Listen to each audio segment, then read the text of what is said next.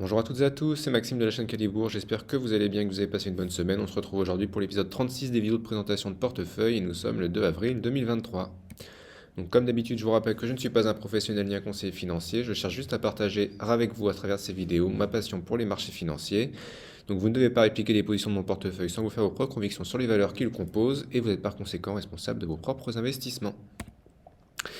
Donc la performance cette semaine, donc le CAC 40 a fait une semaine exceptionnelle, donc on a fait plus 4,38%, donc on revient petit à petit autour des 7400 points. Donc est-ce qu'on va les franchir? Si vous suivez l'émission de Laurent Albi sur BNP Paribas, vous savez qu'il pense que le CAC pourrait passer les 7400 points assez rapidement pour aller atteindre les 7600 points, donc on verra. En tout cas, les chiffres US ont rassuré les marchés financiers et les investisseurs qui pensent que maintenant la Fed va arrêter de monter ses taux assez rapidement, donc on va arriver au taux terminal. Et l'inflation en Europe part un petit peu à la baisse malgré une inflation au niveau de l'alimentaire qui continue à monter. Malgré tout, le portefeuille ne fait plus que plus 0,86%, donc j'ai gagné 66 euros cette semaine, donc on passe à 7822 euros, et sur la partie investie, plus 1,40%, donc c'est relativement décevant par rapport à la performance du CAC 40, mais vous savez que j'ai des valeurs un peu compliquées, qui ont pris cher dans la chute et qui ont du mal à remonter. Donc le PEA au 2 avril, donc on est de nouveau en plus-value, 60 euros de plus-value latente et on est à 7800 points, donc on était quasiment à 8000 il me semble, voire plus il y a quelques temps, oui voire plus, ouais. Donc au niveau du portefeuille, donc j'ai rien acheté, rien vendu cette semaine, hein. Moi j'attendais que ça baisse, mais ça ne veut pas baisser, tant pis pour moi, j'ai encore raté une occasion d'investir. Donc TF1 qui a fait encore une belle semaine, hein, donc plus 3% par rapport à la semaine dernière, donc on est à 7% de plus-value, ça fait quasiment 50 euros de plus-value, c'est pas mal, avec un beau dividende qui devrait arriver bientôt, donc je crois que c'est 55 centimes le dividende.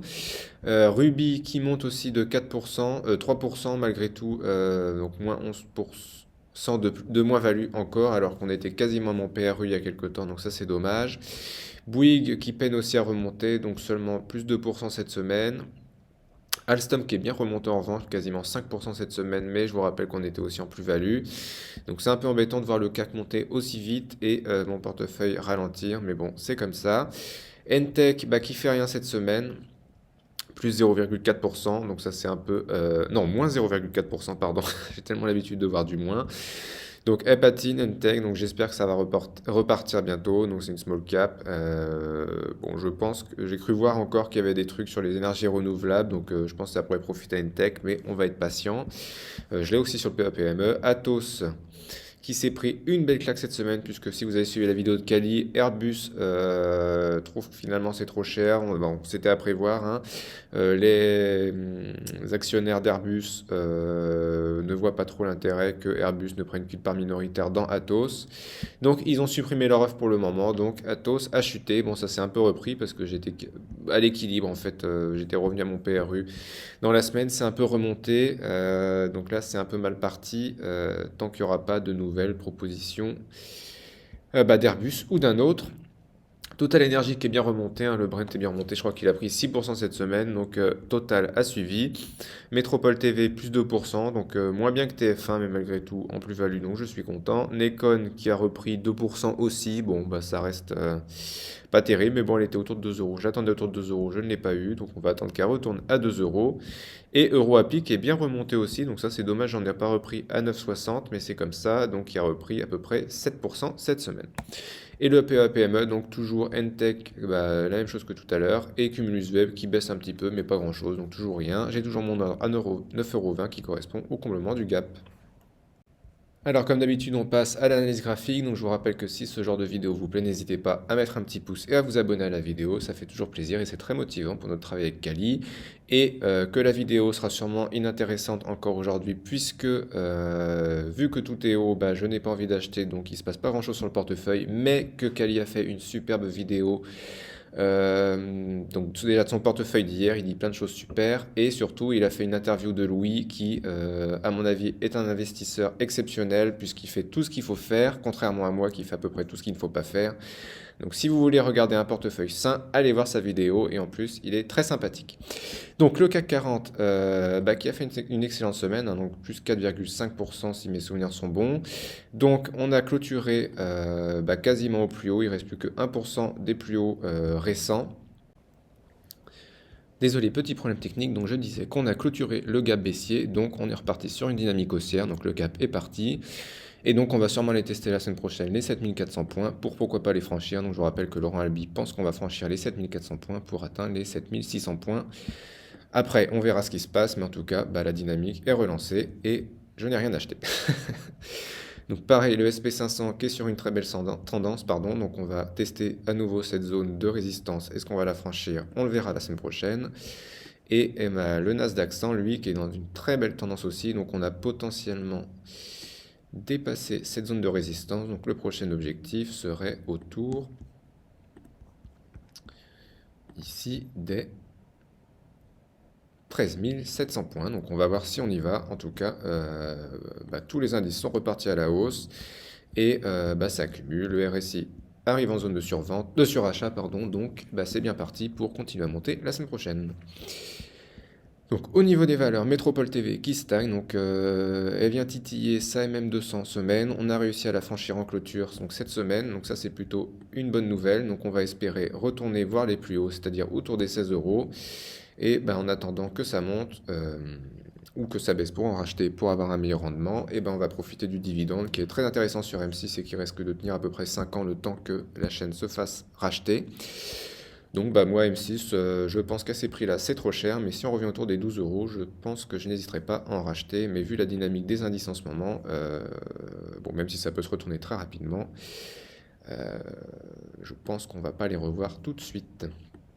Donc, Total Energy, donc j'ai encore pas fait ce que j'avais dit que je ferais, c'est-à-dire j'avais dit que je rachèterais si on redescendait autour des 50 euros, 51 euros, donc on y est allé, je n'ai pas acheté, et patatras, ça a rebondi. Donc le pétrole est bien remonté, on est... Alors, j'arrive pas trop à voir. Oui, on a clôturé au-dessus de la même 200 jours, en tout cas, on la frôle. Donc ça veut dire qu'on repasse potentiellement sur une belle tendance. Donc si les marchés continuent à monter de toute façon la semaine prochaine, il y a des chances de voir Total revenir dans ce range de latérisation entre 55 et 60 euros.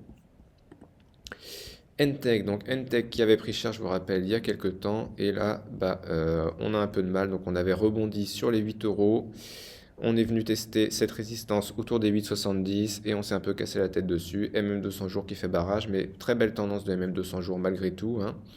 MM200 semaines, on ne l'a pas encore puisque c'est une valeur très récente. Donc, à mon avis, si tout continue à remonter la semaine prochaine, il y a des chances qu'on revienne tester cette résistance et j'espère revenir autour des 9 euros. Donc, moi, j'en ai sur le PEA-PME. Donc j'avais joué un trade qui a raté pour l'instant, donc j'espère que ça va rebondir. Malgré tout, malgré la baisse, ça accumule, donc ça c'est plutôt très positif, hein. On a le même problème avec Cumulus Web qu'on va faire tout de suite d'ailleurs, qui malgré la baisse continue à être accumulé. Donc Cumulus Web, moi j'attends le comblement du gap et Kelly nous avait parlé d'une potentielle double top ici qui amènerait les cours autour de 9,20 €, donc j'ai toujours mon ordre de placer à 9,20 €. Donc ensuite, Ruby, valeur de rendement qui, à mon avis, à ces prix-là, n'est pas trop chère, mais c'est une valeur qui risque de ne pas faire grand-chose, si ce n'est vous apporter un bon rendement. On avait clôturé sous MM 200 jours en début de semaine, et on a réussi à rebondir. On a fait une belle bougie, là, jeudi, j'avais pas fait attention.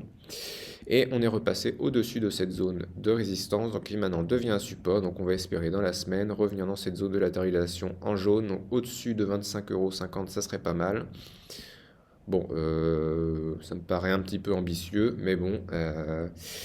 Bon voilà, donc belle valeur de rendement. Donc si elle revient plus bas, moi je serais content d'en reprendre, idéalement autour des 22 €, ça serait pas mal, mais bon, toujours pareil, si le cap monte, il y a peu de chances qu'elle baisse.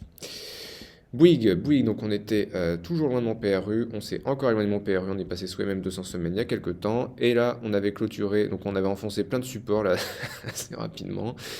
Et là, on est repassé au-dessus des 31 €, donc ça c'est plutôt positif. Donc maintenant, prochain test, les 31,70 €. Bon, je pense que c'est une valeur sur laquelle je vais être coincé longtemps parce que malgré la remontée, là, ça distribue. Toujours Equans et Bouygues, Alstom et Bombardier, c'est le même combat. Donc Alstom un petit peu moins massacré que Bouygues, malgré tout, c'est dommage parce qu'on était sur mon PRU. Je pense que c'est une belle valeur pour les 5 prochaines années, mais ça risque de patiner pendant un petit moment encore. Donc ce qui est bien, c'est par contre, c'est qu'on voit que la même 200 jours fait office de support dynamique, donc ça c'est plutôt positif. Et maintenant, on va espérer passer cette zone autour des 25,50 pour retourner autour de mon PRU. Bon, moi ce qui m'embête dans ce genre de valeur, c'est effectivement que le CAC retourne à des plus hauts et que ces valeurs ne retournent pas des plus hauts. Donc ce que j'espère, c'est que la semaine prochaine, quand même, toutes les valeurs qui ont été massacrées pendant la chute du CAC surperforment le CAC, donc ce qui ferait que mon portefeuille pourrait surperformer éventuellement et donc que je rattraperai mon retard, puisque là, on n'est pas retourné à des plus hauts sur le portefeuille alors que le CAC retourne sur des plus hauts. TF1, bah écoutez, dans un super canal haussier là, qu'on avait tracé la semaine dernière, donc on est au-dessus du canal, donc il y a des fortes chances quand même que la semaine prochaine, on revienne tester les 8 euros avant de rebondir, mais en tout cas, on est sur une belle dynamique, ça accumule, le RSI arrive en zone de surachat, on n'y est pas encore, hein, donc soit ça dépasse ce canal, dans ce cas-là, on pourrait espérer viser autour des 9,50, soit on continue dans le canal, ce qui dans les deux cas, ça me va, puisque ça reste dans une tendance haussière, donc écoutez, je ne suis pas mécontent d'avoir renforcé TF1 plusieurs fois ces dernières semaines, hein, puisque ça part bien. Alors Atos, le boulet de la semaine, donc on en reparle, hein. Donc qui se fait massacrer depuis les plus hauts là, du 7 mars, donc on n'arrête pas d'enchaîner les bougies rouges. Le pire c'était mercredi 29 mars, puisque Airbus nous a annoncé qu'ils abandonnaient, enfin si j'ai bien suivi, qu'ils abandonnaient l'idée de prendre des parts dans Atos, puisque ça leur rapporterait rien d'avoir 30% du capital, ou je sais plus combien de pourcents, en tout cas la part minoritaire dont ils parlaient. On est allé voir mon PRU, j'en ai pas repris. Je me suis dit, est-ce que j'en reprends pour tenter un rebond et je largue la ligne, ou est-ce que j'en prends pas puisque ça va se casser la figure? J'ai rien fait, ça a rebondi, mais bon, timidement, hein, puisqu'on est encore vachement loin des plus hauts. Donc on risque encore de ne pas faire grand-chose d'ici ce qu'il y ait un nouveau rapprochement qui se fasse, ou une proposition de rachat, ou un retour d'Airbus, ou de Thales potentiellement sur le dossier. Donc voilà, dites-moi si vous avez Atos ce que vous en faites. Donc moi je suis encore en PRU CG700 puisque je sais que beaucoup d'entre vous ont des PRU bien plus élevés que le mien. Et certains d'entre vous ont sûrement des PRU bien plus faibles que le mien aussi. Donc n'hésitez pas à me dire ce que vous faites vous sur Atos. Nekon, donc Nekon qui a bien rebondi cette semaine quand même, hein, puisque on a fait deux belles bougies vertes jeudi et vendredi. Donc j'attendais les 2 euros. Il me semble pas qu'on soit allé les voir, il me semble qu'on était... Ah si, on est allé les voir, j'avais pas fait attention à ça. Bon, j'étais pas trop sur l'ordinateur mercredi. Bon, si j'avais su, j'aurais dû mettre un ordre. Et on a rebondi, donc ça c'est plutôt bien. Donc là, à mon avis, si ça continue à monter, donc soit... Bon, il y a des chances quand même qu'on revienne autour des 2,30 avant, soit de repartir à la baisse. Ce qui risque de potentiellement arriver, puisque vous voyez que ça n'intéresse personne. On revient timidement au-dessus de 50 au niveau du RSI, donc on va rester confiant, même si... c'est un trade foireux, hein, parce que je me suis dit que c'était pas cher, mais il n'y a pas de limite à la baisse, si ce n'est 0 euros. Et donc on termine par EuroAPI, donc je vous avais tracé ces extensions de Fibonacci où je vous avais dit qu'on était mal parti ici, on continue à les enfoncer. Enfin, extension de Fibonacci maison, puisque je ne sais pas si c'est vraiment des extensions de Fibonacci. En tout cas, ça a l'air d'être plutôt cohérent ce que j'ai trouvé, puisque on a rebondi sur cette zone-là autour des 9,74, et là on remonte. Donc qu'est-ce qui va se passer? Est-ce qu'on va revenir à mon PRU et repartir à la hausse? Donc je vous rappelle que Top Invest, le super analyste fondamental, allez voir sa chaîne, il pensait que le bon prix pour EuroAPI vis-à-vis des fondamentaux et des perspectives, c'était 16 euros. Mais bon, les perspectives peuvent changer. Donc voilà, donc je ne sais pas si je vendrai quand on ira à mon PRU. Je pense pas, puisque je ne suis pas très investi. Il me reste encore 3000 euros de liquidité. Donc est-ce que c'est juste un rebond technique après cette déflagration, ou est-ce que ça va repartir pour de bon? La suite dans les prochaines semaines. Voilà, c'est la fin de la vidéo. Comme d'habitude, je vous remercie de l'avoir regardé. Si vous avez des commentaires ou des questions, n'hésitez pas à laisser un petit commentaire dans la section appropriée, à mettre un petit like, c'est motivant, et à nous rejoindre sur le Discord si vous voulez discuter avec nous dans la semaine. Voilà, excellente semaine. On se retrouve la semaine prochaine pour une nouvelle vidéo. Au revoir.